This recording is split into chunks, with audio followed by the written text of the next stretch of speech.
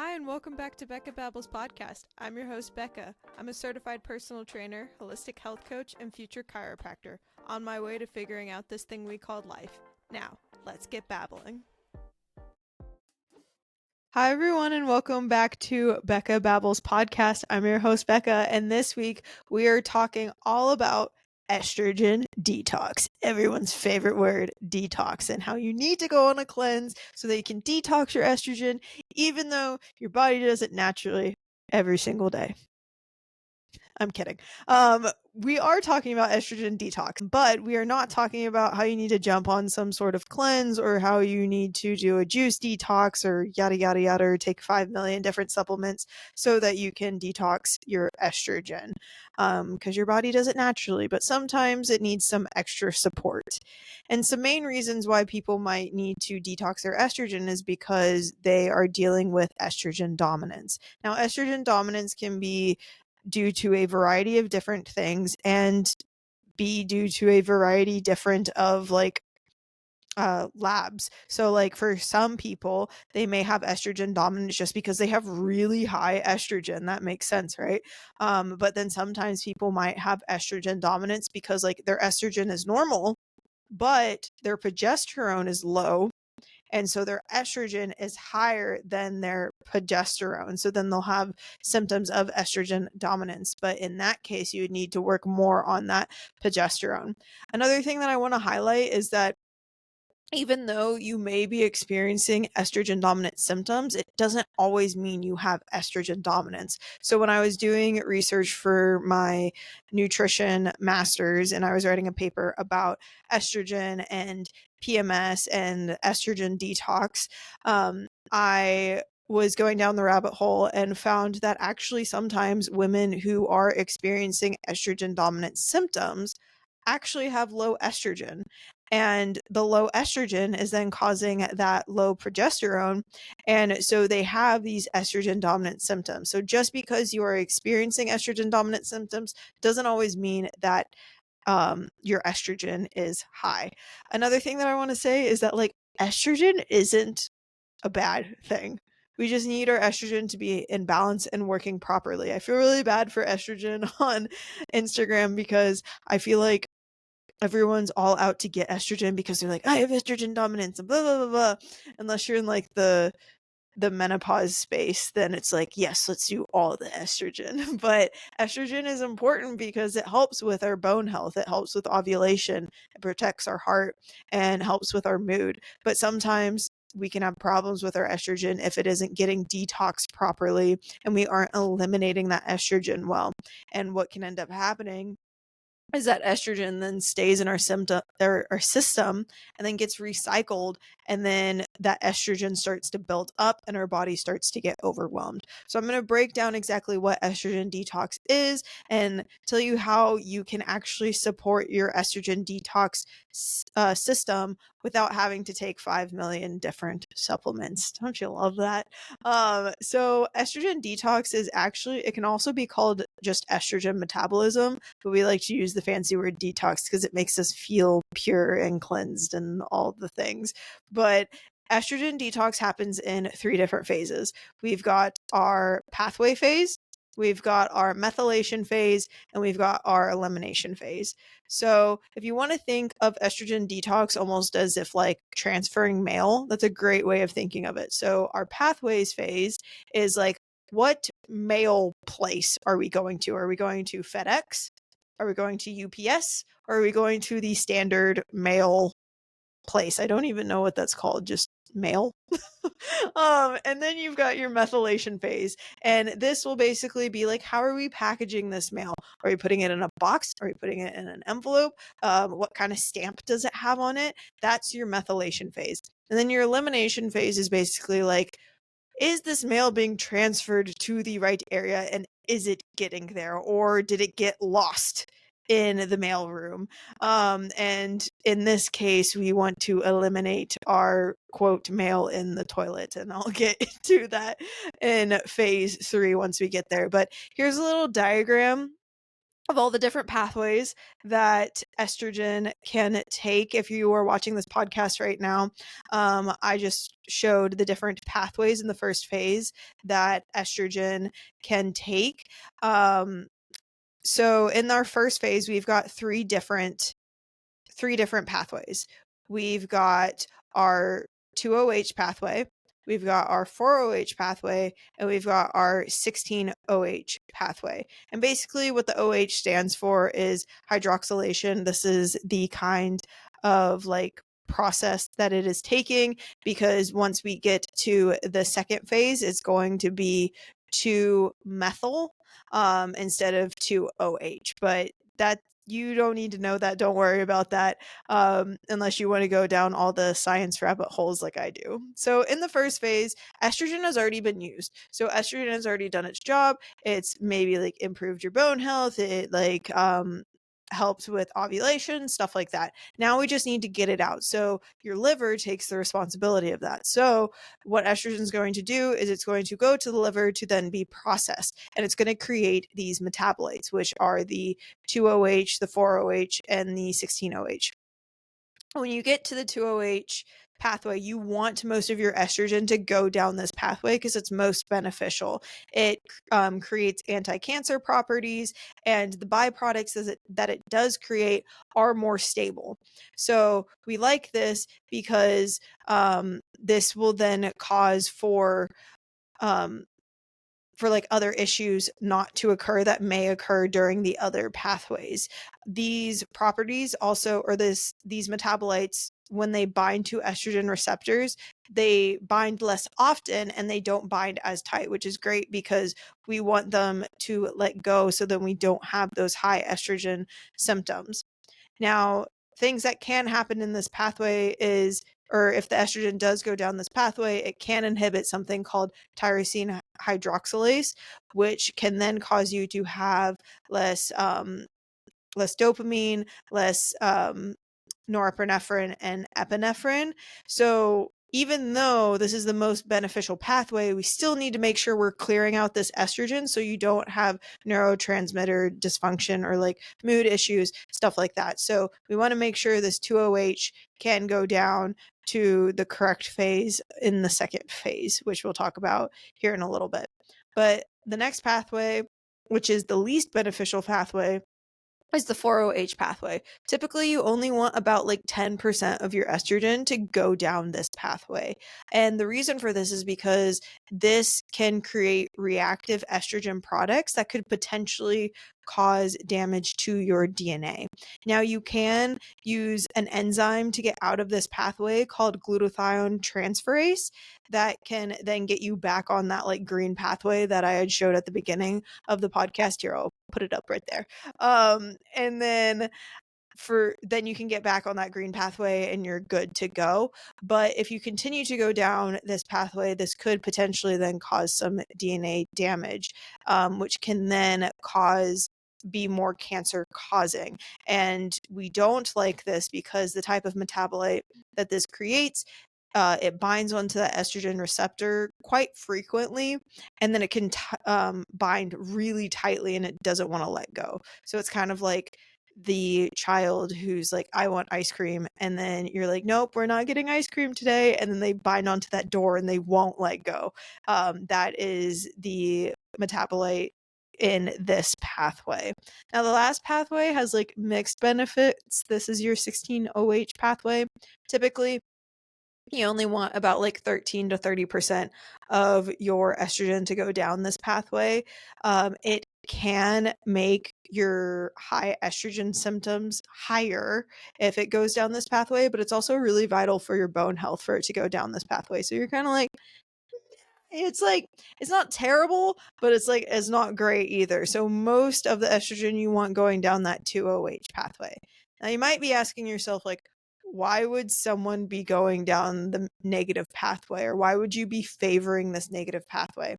And this can be most commonly due to inflammation. And this typically stems from gut issues, whether that be you have dysbiosis, maybe you're eating like a high fat, low fiber diet, maybe there's a parasite, stuff like that. Or just like you're just chronically stressed and causing inflammation within your body. That's the most common reason, right? Um, it could also be due to environmental chemicals, maybe some nutrient deficiencies in your estrogen metabolism. It's really important for you to have B vitamins. If you don't have those B vitamins, then you can't detox estrogen properly. And then if you have any genetic mutations, so if you've ever heard of the MTFR gene, I don't know why that was so hard for me to say. You can't then methylate those B vitamins, which then you need for estrogen detox. So if any of those are things that you are dealing with, that might be why your body is favoring the negative pathways. And the only way that you can be for certain that your body is favoring one pathway versus another is getting a Dutch test. You can then see the different pathways that your body is going down personally. But when I get towards the end of the podcast and I tell you some ways that you can help benefit your body to make sure that your estrogen detox pathways are working properly, you can just work on those. And then if you're still having issues, then you can go and buy the test. All right, phase two. Phase two is where, remember, we get that methylation. So now we are packaging up this estrogen. We're putting it in the mail, we're putting it in the envelope, or we're putting it in the cardboard box package, or whatever you want to call it. What's also really important in this pathway is called COMT, or COMT enzyme. This is really important because this is going to help that liver neutralize the metabolite, the estrogen metabolite, and then methylate it. So we're going to neutralize the estrogen metabolite, and then it's going to then go to the GI after this. So if you have that MTHFR gene, you're probably like, oh no, I can't do this. That's actually not the case. So it's an indirect effect. So this is genetically driven, so you can have a gene that prevents you from making enough of that COMT enzyme. But also, if you have the MTHFR gene, this process for helping the COMT enzyme, you need that B vitamin. So if you're not making enough B vitamins, then this can then cause issues with your COMT enzyme and you're not making enough of it. But you directly having the MTHFR gene doesn't mean that your phase two will be compromised, especially if you are taking methylated B vitamins, but you're probably already doing that if you have this gene anyways. So that's just something that has to be mentioned, but you're still probably going to do the same thing whether you have the gene or not. So in the liver, you use that COMT enzyme to then deactivate that estrogen or neutralize the estrogen. But some of the cofactors that you need to help you with that enzyme are things like glycine and glutamine. Those are both amino acids that you need. You'll need magnesium or something called SAMe to help support that COMT enzyme turning estrogen into a water soluble compound. So water soluble just makes it a little bit easier for the body to deactivate that metabolite so then it can further be processed. Some other things that you'll need are adequate B vitamins, like I had already mentioned. You'll also need what's called TMG, or trimethylglycinine. Those will also help support that COMT enzyme. And you can find those things through eggs. Make sure it includes the egg yolk, not just the egg whites. Things like bone broth, leafy greens, grass-fed and pasture-raised beef, and organ meats or bone broth. Some other things that can help support this is making sure that you work on your gut health. It's like all circling back to gut health, and you'll see why in a second. If you have things like overgrowths, dysbiosis, pathogens, or parasites, this can then cause inflammation, which is then going to cause you to not be able to absorb enough nutrients like the B vitamins, like the magnesium, to then help that COMT enzyme. So that's phase two. We've done our pathways, we've done our methylation. Now we're going to elimination, which is phase three. Phase three is making sure that we're getting that estrogen out of our body through our stool. We have to make sure that we are pooping so that we get all that estrogen out. Your body's done all that hard work making sure that it went down the right pathway, it's packaging all the estrogen. Now we just got to get that estrogen out.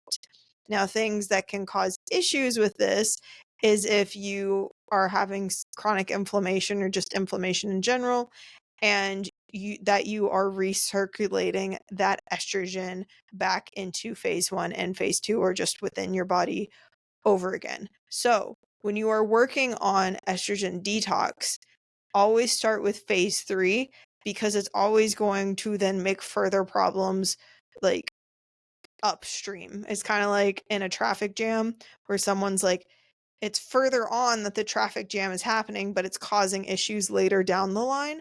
That's what's happening here, is that because you have a traffic jam in phase 3, it's causing issues up the chain. So some reasons why you may have impaired phase 3 is due to things like inflammation. If your estrogen can't get into your bile, you need a transporter for your estrogen to get into that bile, and inflammation is going to slow down that process of the estrogen getting into your bile. Your bile comes from your gallbladder and your liver, and then it allows it to go into that digestive tract. When it can't go in there, or when it can't go into that bile, it can't be eliminated. So then you're going to have more of those estrogen dominant symptoms. Another reason why you may have impaired phase 3 is due to your gut bacteria. There's this thing called estrobolome, which is basically a bunch of specific bacteria that allows your body to excrete estrogen. It's like their main job is just excrete estrogen and to get it out. But if you don't have the right gut bacteria and the right gut bugs, then you're not able to excrete out all of that estrogen properly. Also, if just in general you have gut dysbiosis, this can then cause your estrogen to become reactivated and get reabsorbed into your body, which then again is going to overload your liver and make it have to work even harder to get that estrogen that it had already processed to do it all over again. Now, another reason why you might have impaired phase 3 is because you have high beta glucuronidase. This is basically an enzyme that is produced in your intestines, and it creates this bacteria where, again, it's going to reactivate that estrogen that it had already packaged up to sent away, and it's going to make your body have to start it all over again. This is commonly seen with people who have overgrowths of bad bacteria, parasites, pathogens, and yeast. So if you want to work on your gut health or just digestion in general, because also having poor digestion is going to cause these symptoms as well, because if you can't break things down, you're going to cause increased inflammation and stress in your gut, which is then going to imbalance your gut bacteria. All of these things can be helped through improving your gut microbiome. And I did a podcast all about gut health. It's number 112, called Bloated, Tired, and Foggy. Your gut might be the reason. I'll make sure to link that in the description below. So definitely go check that out. Check that out to go help support your gut microbiome. The last reason why you may be having impaired phase 3 is that you're constipated. If you can't poop, you can't eliminate estrogen. That's basically like sending the package and getting it delivered. If you're stopped up and you're not pooping at least once a day, every day, your estrogen is going to build up, it's going to get recycled, and it's going to cause more burden on your liver. So if you are not pooping at least once or twice a day, then you really, really, really need to work on improving your digestion and getting yourself pooping.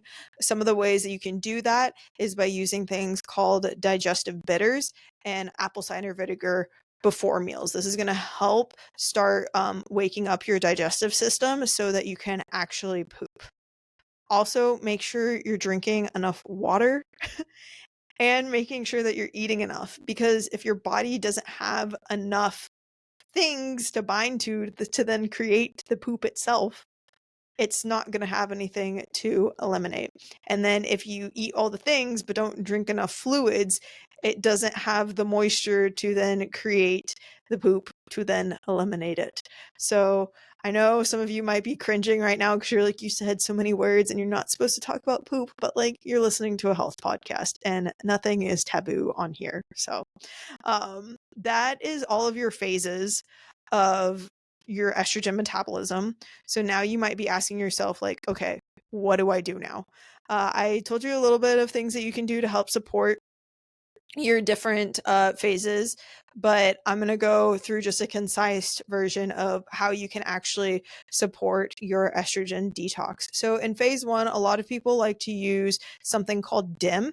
This helps support your your 2OH pathway to make sure that you're like actually going down that pathway. The only thing is that DIM lowers your estrogen. Like that's all it does. And it doesn't get to the root cause of why you have this excess estrogen. And then also, if you haven't taken a Dutch test and you don't actually know if you have high estrogen, you may just be lowering your estrogen and you might already have low estrogen. So be careful about just taking DIM just because someone told you to.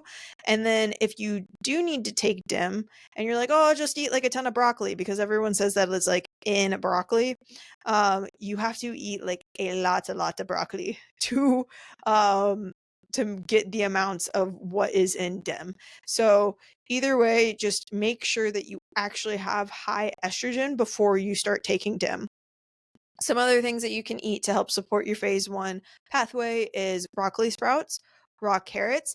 They actually show that like high amounts of raw unpeeled carrots are really high in undigestible fibers, which is really good for your gut microbiome. So this one is kind of like a twofer. It helps with like phase 1 and phase 3, but they're all going to help with all things. But that's why like on Instagram, why you see so many people being like, I'm eating my raw carrot salad. That is the reason why, because it's going to help with that estrogen detox pathway. Just make sure to pair it with the fat so that you're actually absorbing the nutrients, and then probably pair it with a protein as well. So, because we want to help our blood sugar. So we've got raw carrots. You've also got cruciferous vegetables. So you know I love me some Brussels sprouts, rosemary, flax seeds, wild salmon, and then green tea, turmeric, garlic, and berries. These are all things that are going to help support your phase 1. It has also been shown that celery inhibits the 4OH pathway. So maybe make some chicken salad with some celery in it, and you will be well on your way on supporting your phase 1 pathway. Now, phase 2, this is mostly about understanding your genetics. So, to see if you have the gene that makes you have lower comp, or if you have the MTHFR gene, which is causing you not to create your B vitamins, which you need to help support that comp enzyme. So this is mostly genetic, but remember you can also help by just eating foods that are high in your B vitamins, magnesium, and your dimethylglycine. So eating foods like eggs with the yolks, bone broth, leafy greens, pasture raised and grass fed beef, organ meats, and bone broth. I think I already said bone broth twice, but oh well. That just shows how important it is.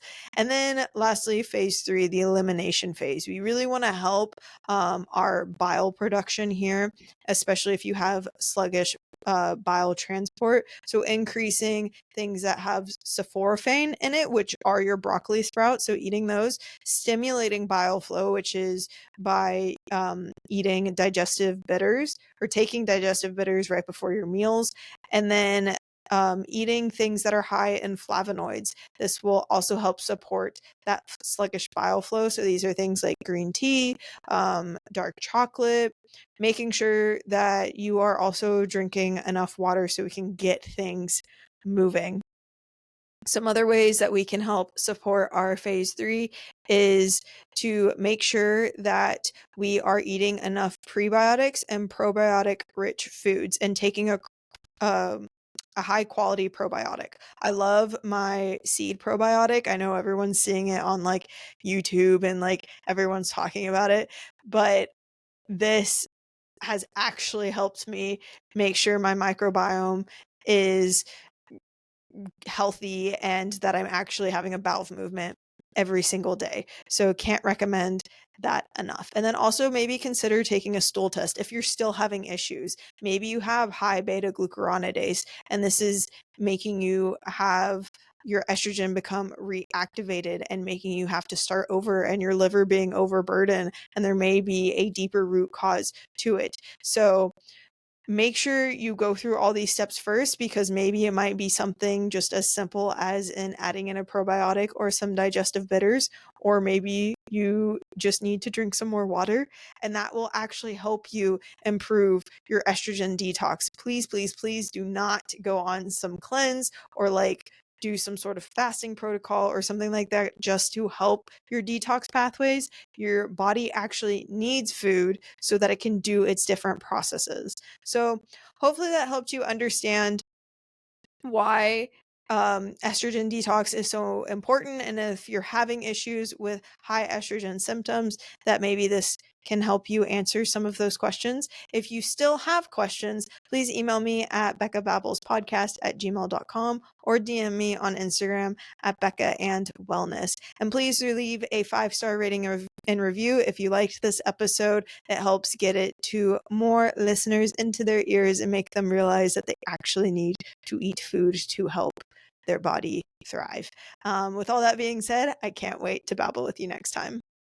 Thank you so much for listening to this episode of Becca Babbles Podcast. If you enjoyed this episode, the best thing that you can do is leave a 5-star rating and review on Apple Podcasts, Spotify, or any other listening platform of your choosing. If you want to learn more about me, you can do that by following me on Instagram at Becca and Wellness, or by checking out my blog, freebies, offers, and newsletter on my website at beccaandwellness.com. If you want to share the love of the podcast, you can do that by taking a screenshot and sharing it on social media and tagging me and the podcast at Becca and Wellness and using the hashtag Becca Babbles Podcast. I hope you have a great rest of your day, and I can't wait to babble with you next time.